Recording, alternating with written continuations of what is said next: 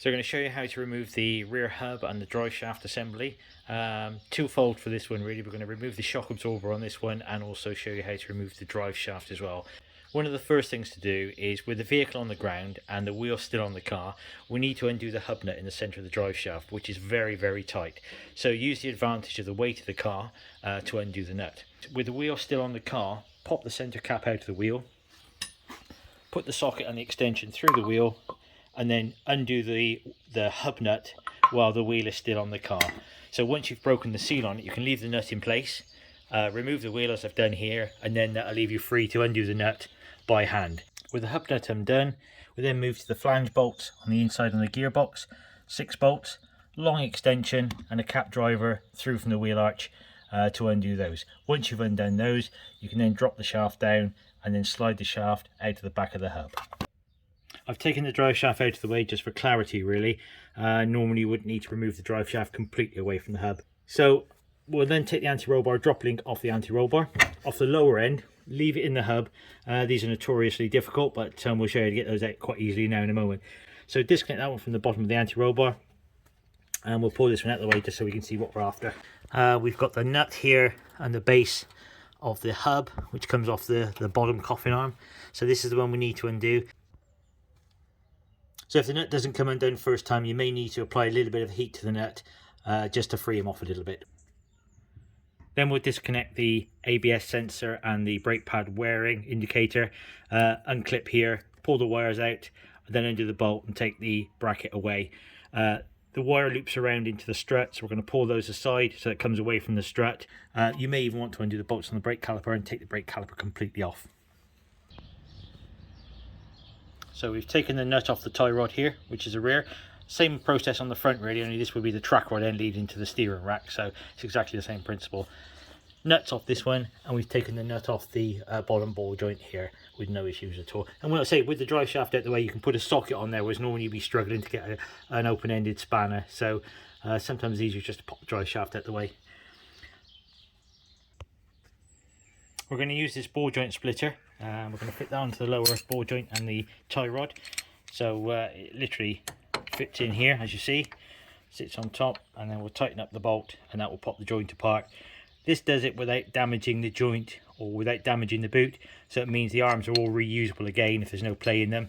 If you use the wedge joint splitter, then what you do is you'll damage the joint, you can damage the aluminium, even damage the hubs.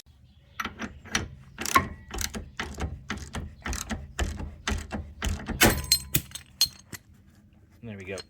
So that one's loose. So that one's popped off. Now we're going to do the lower one. So as you can see now, that's the lower ball joint now taken out. No damage to the boot, no damage to the arm, no cutting involved, just using a 15-pound ball joint splitter. And we've got the steering arm out as well, the tie rod. So you can see that there's been no damage done at all to any of the components, so we can reuse them. With the roof in service position and the boot lid open, you can see there's a grommet here in the corner of the boot scuttle.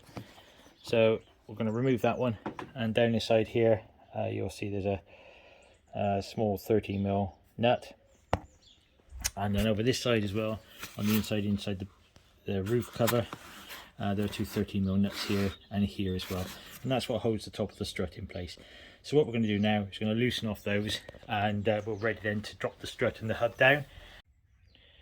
I've taken the strut off the bottom ball joint now and taken the top fixing bolts out and lifted it out of the way. We've got the anti-roll bar drop link, which you can see through the middle of the hub, and I've also taken the brake caliper off just to make it easier to handle the strut. So with the strut now facing us backwards inside out, what we're going to do now, we need to remove the drop link, the anti-roll bar drop link. This is the cotter pin that holds the hub together. This way around you can see there's a slot in the hub, and this actually pinches the two together to compress the strut, to stop the strut moving up and down inside the hub. So as with any drop link, before we do anything else, we're going to give it a liberal coating, penetrating oil all the way around. We're going to get all the cracks down the middle, especially here where the bolt is in the centre of the hub, and around the top of the strut as well. Now what I'm going to do now is got a very small chisel, and I'm just going to put it gently in between the two lugs there, and I'm just going to get a little tap there just to take a little bit of pressure off that joint, just to open up that that gap a very small amount. Not a huge amount, just enough to take the tension off the bolt. And then once I've done that, I'm going to spray some more WD-40 where the bolt runs through the center, just in here. And then I'm just going to give the bolt a gentle tap with a copper mallet, and then he will pop out.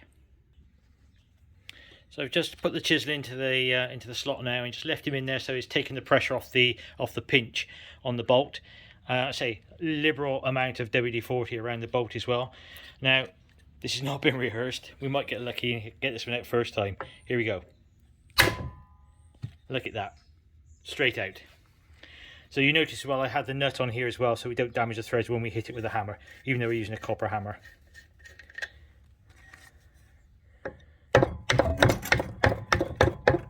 There we go. And that must come out quite easy. Now, pet hate of mine, someone's put this one in. You can already see the corrosion started. No grease, no copper grease. Always, always, always, anything that passes through another component, always grease them up with some copper grease, some anti-seize, and that just makes life a lot easier in the future.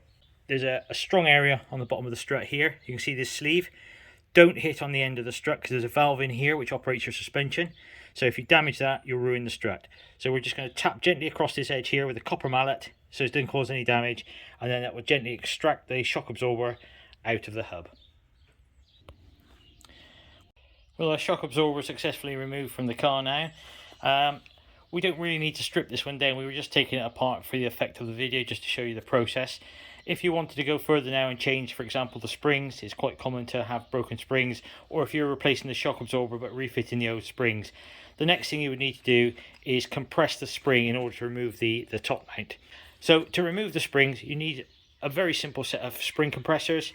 Now what these will do, they'll literally clamp onto the springs, and then with a left-handed and right-handed thread, what they'll do is they'll wind in, and those teeth will then come together and compress that spring. So we use them as a pair, one side on either side of the spring, and tighten them up. And that will shorten the spring and take all the pressure off the spring. That will then allow you to undo the cap on the end, take off the top mount. The spring will be free to come back off. Then you can release the tension on the spring compressors, so the spring will then return to its full length.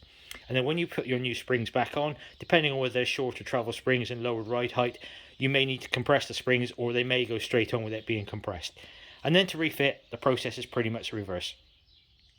Now the important thing about this video to me is the fact we've worked on an older car. The car's got 130,000 miles on.